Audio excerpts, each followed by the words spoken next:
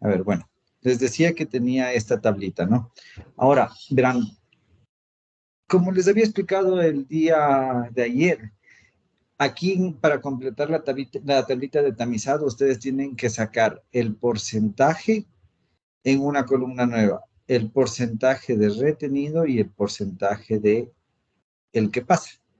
Estas dos últimas que les acabo de mencionar van a ser tablas o columnas acumuladas, ¿no? Que esto ya les expliqué. Entonces, para esto es importante que primerito ustedes sumen esta, que primerito sumen esta masa. Esto, si mal no recuerdo, les daba 100. Entonces, de ahí van sacando los porcentajes. Déjenme ver si está bien esto. Aquí tienen 7, 50. Ah, no, pues deberían ser los mismos, están sobre 100. Entonces tendrían esto, ¿no? Y acá les va a dar 100%. Ahora, de retenido. Bueno, ya me comió un número, aquí sería 1 y 100. Del retenido, fíjense que aquí lo que tendrían que hacer es, en el primero va lo mismo, 7. En el segundo va 57. En el tercero ya iría 60, 72. Y así van a ir sumando, ¿no? Acá tendrían 79, acá tendrían 85. Entonces, el ejercicio les decía que tenían que determinar la cantidad de trabajo necesario para el proceso de molienda, conociendo que el diámetro final corresponde al diámetro donde el 20% de la muestra pasa. Entonces, fijaránse que aquí tenemos retenido y aquí tenemos el que pasa. Yo en la última clase les dije que el que pasa simplemente era la diferencia, ¿no es cierto?, de 100. Es decir, el que pasa es igual a 100 menos este valor de aquí.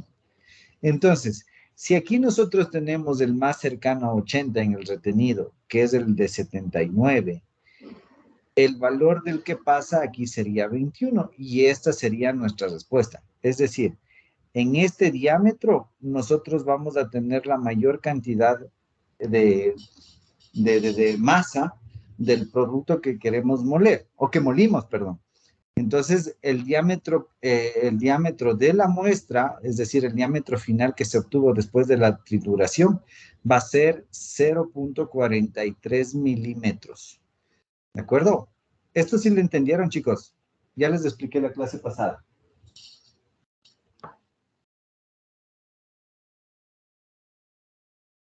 O ¿De sea, dice, acuerdo? le elegimos el 21 porque ya en el ejercicio nos dice eso con un 20%, ¿verdad? Sí, exactamente. Hay Ay, muchas de las veces que no es exacto, sino ustedes tienen que tomar el que más se aproxima. Algunos no les puse mala nota, pero tampoco les puse completo porque en vez de escoger el 79, que es lo más lógico, que estaba cercano a 80, escogieron el 85. Entonces no les puse completo, pero les puse algo, ¿ya? Ahora verán. Bueno, con ese diámetro aplicaban la ley de Bond, veían las unidades que ya que hablamos y calculaban la potencia en sí de la trituración. Ahora verán, el literal B preguntaba, determine el tamaño de la muestra de café. ¿Cuál es el tamaño de la muestra, chicos? el 100. Los 100. 100. Exactamente. Si en acuérdense que en el laboratorio les mandé, no me acuerdo de cuánto les mandé a pesar. Pero ese era el tamaño de nuestra muestra, lo que pesaron en el tamiz inicial, en el tamiz uno. Y después que vaya bajando al resto de tamices es muy diferente, pero al final, todas las masas que queden en cada uno de los tamices tiene que sumar lo que pesamos inicialmente. Es decir, en este caso, el literal B, la respuesta era 100 gramos. Y en cambio, el literal C les pedía cuál es el diámetro que predomina en la muestra. Entonces, ¿cuál es el diámetro que predomina? O bueno, entendamos de primero qué significaría que predomina. Entiendan que predomina significa que tendremos varios diámetros y dentro de estos varios diámetros tenemos uno que, digámoslo así, pondera más. Entonces, fíjense en estos porcentajes de esta columna. ¿Cuál está en mayor cantidad?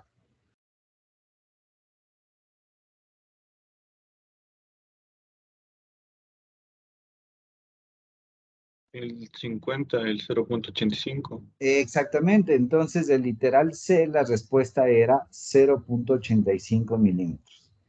Esta era la respuesta del literal C, porque no es que hasta aquí, perdón, no es que predomina el 0.43 de diámetro, sino el que más cantidad tiene está en 0.85 milímetros.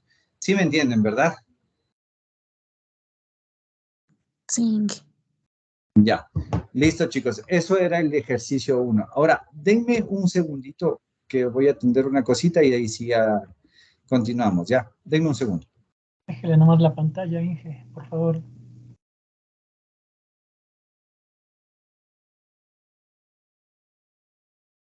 Gracias, Inge.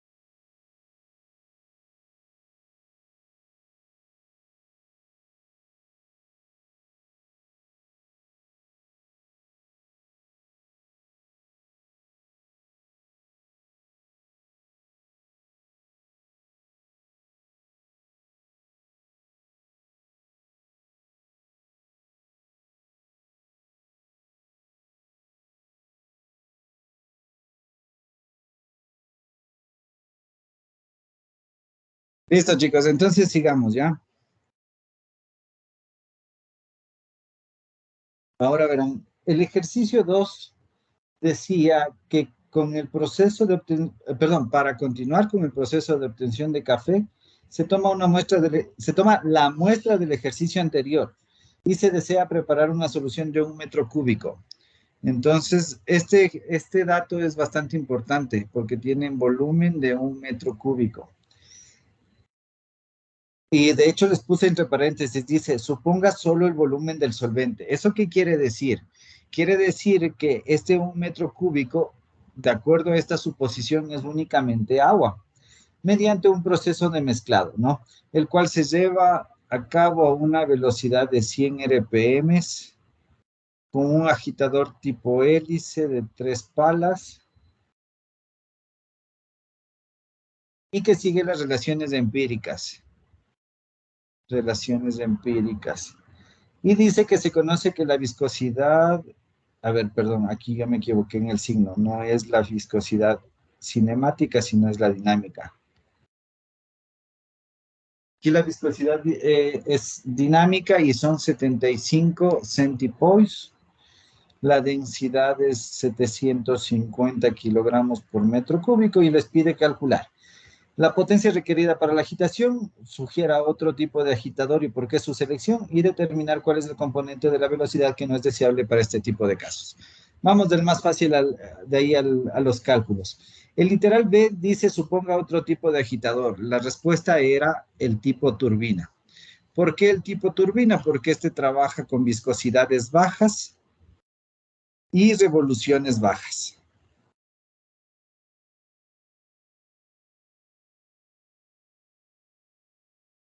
Trabaja con viscosidades y revoluciones bajas. Entonces, esta era la opción más factible, ¿no? Además de que al ser de tipo axial, aquí les doy la respuesta del literal C. Al ser de tipo axial, el componente de velocidad tangencial no nos interesa. Y con eso se mejora la dispersión, porque si ustedes se fijan, la mezcla del café con el agua realmente es una dispersión. Entonces, la tangencial lo que va a ocasionar es que si yo tengo un grano de café y aquí tengo mi hélice, esta tangencial le va a empujar a este grano de pared hacia la pared y va a acumularse sólido en esta parte de aquí. Después de una cierta cantidad, o bueno, después de un cierto peso que adquiere el sólido, va a acumularse en la parte baja del tanque y esto ocasiona un mal mezclado. Entonces, en este caso, la mejor opción es colocar un agitador tipo turbina o hélice también. Bueno, los dos, ¿no? Pero realmente el hélice es el que sugiere el ejercicio como tal. Esas eran las dos respuestas, ¿no? Acuérdense que yo incluso en clases les dije que existe la velocidad tangencial, radial y axial. Y les expliqué cada uno de estos, ¿no? Ahora, ¿cómo calculo la potencia requerida de agitación? Es realmente fácil el ejercicio, porque lo único que tenían que hacer es considerar esto. Ustedes tienen un volumen total de 1 metro cúbico. Les dice que sigue las relaciones empíricas. Entonces, si es que sigue las relaciones empíricas, quiere decir que H sobre dt es igual a 1. Entonces, en otras palabras, yo puedo considerar que la altura es igual al diámetro, si ustedes se fijan. Obviamente, podemos ahí manejarnos con los factores de seguridad y demás, pero no les dije absolutamente nada. Ustedes podrían haber asegurado esto. Entonces, si la altura es igual al diámetro, ustedes saben que el volumen es igual a pi por diámetro al cuadrado sobre 4 por L, ¿no es cierto? Si L es igual, si el alto es igual al diámetro, aquí esta fórmula se convertía en pi diámetro al cubo sobre 4, en donde podían despejar de la fórmula el diámetro y les iba a dar el diámetro total. Como de igual forma sigue las relaciones empíricas, el diámetro del agitador sobre el diámetro total me dice que es igual a 1/3. Entonces, conociendo el diámetro total, que era este de aquí, ya pueden determinar el diámetro del agitador. Con el diámetro del agitador pueden calcular el número de Reynolds. Conociendo el número de Reynolds y conociendo el tipo de hélice o el tipo de agitador que ustedes van a utilizar, ya podemos calcular el número de potencia o en su defecto KL o KT, dependiendo si es que es turbulento, transitorio o laminar, ¿no? Y con esto, a su vez, ya podemos calcular la potencia. Lo único que tenían que tomar en cuenta aquí es que debe darles no son pascales, les debe dar en watts. O sea, hay que hacerle coincidir las unidades para que dé en watts. Y ya tenían el ejercicio 2. ¿Sí queda claro, chicos? Sí, Como ustedes ven, no era difícil la prueba, ¿no? Ahora, sigamos de una vez con el ejercicio 3, a pesar de que ya no les voy a tomar compresión, ¿ya? O desean, más bien respondo algunas preguntas que tengan si es que ya no van a, si es que ya no les voy, ya no, mejor dicho, ya no les voy a tomar compresión, sino filtración, por eso les expliqué ayer. ¿Quieren que de todas formas resuelva el tercer ejercicio o mejor resolvemos algunas inquietudes que tengamos? Inquietud mejor. Listo. Entonces, voy a dejar de compartir. Y ahí sí les escucho qué dudas nomás tienen, ¿ya?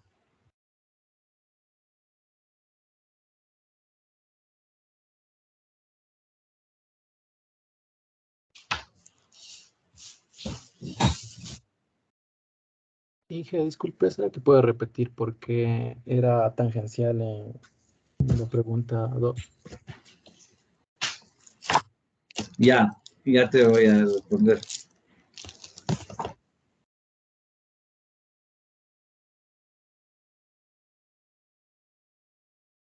A ver, verás, cuando tú tienes una dispersión de sólidos,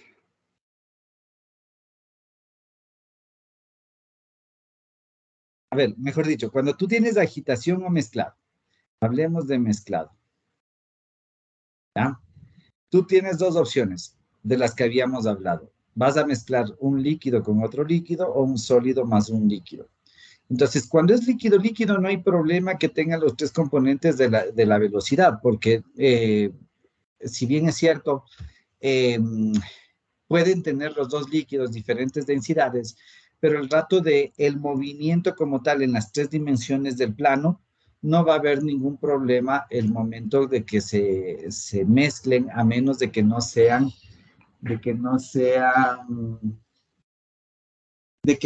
miscibles, ¿ya? De que no sea, o sea, en otras palabras, el asunto va a ser de que no sean miscibles.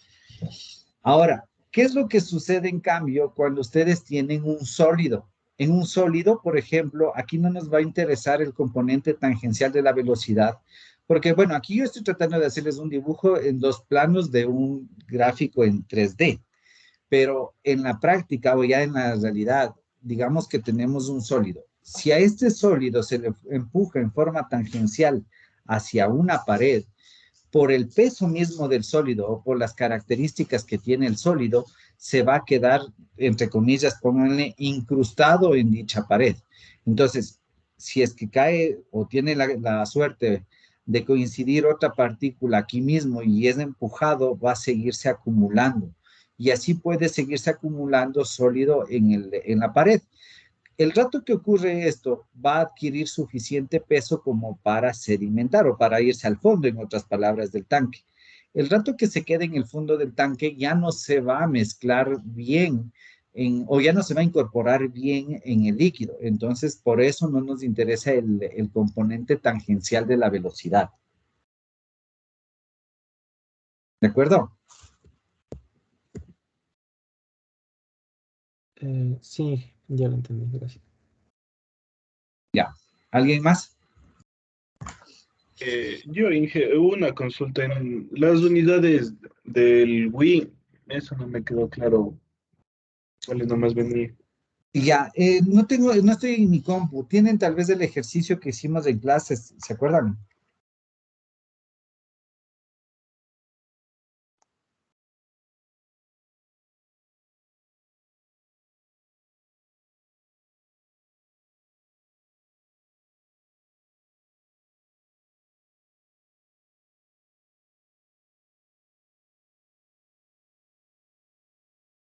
Bueno, a ver, les explico sin ejercicio real, ¿ya? A ver, verán. Ustedes siempre tienen que tomar en cuenta una cosa. La potencia, en el caso de la ley de Bond, habíamos dicho que era el índice de trabajo por la diferencia de las raíces cuadradas de los diámetros de esta manera. Bueno, realmente las tres fórmulas se parecen si ustedes se ponen a ver.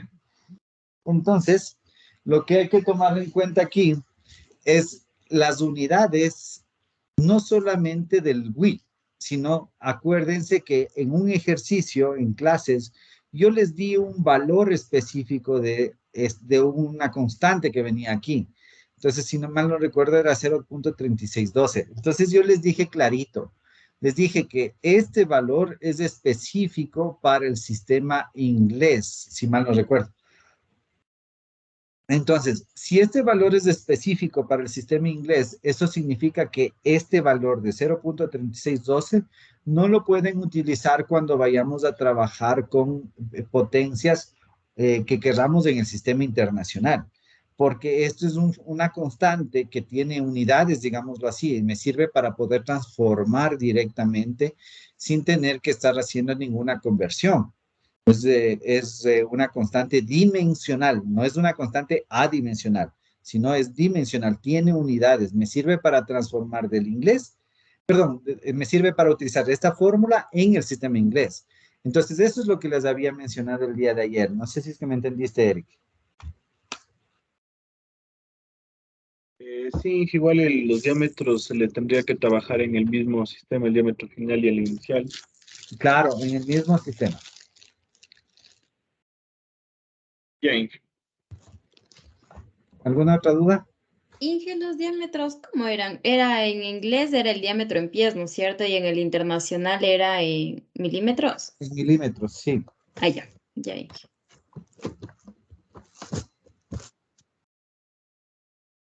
Ah, también hay otro particular, ¿no? Para poder considerar el flujo másico.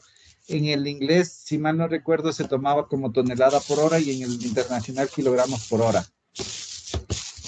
Eso les dije que les tenía que averiguar y la verdad me olvidé. Se me pasó esa conversión. Eso les doy el día del examen, ¿de acuerdo? O sea, les paso ese dato el día del examen si es que lo van a utilizar.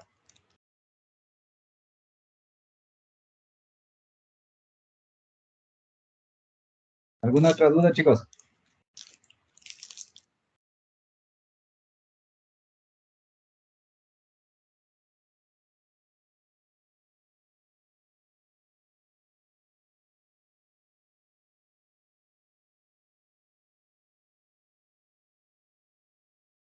Chicos,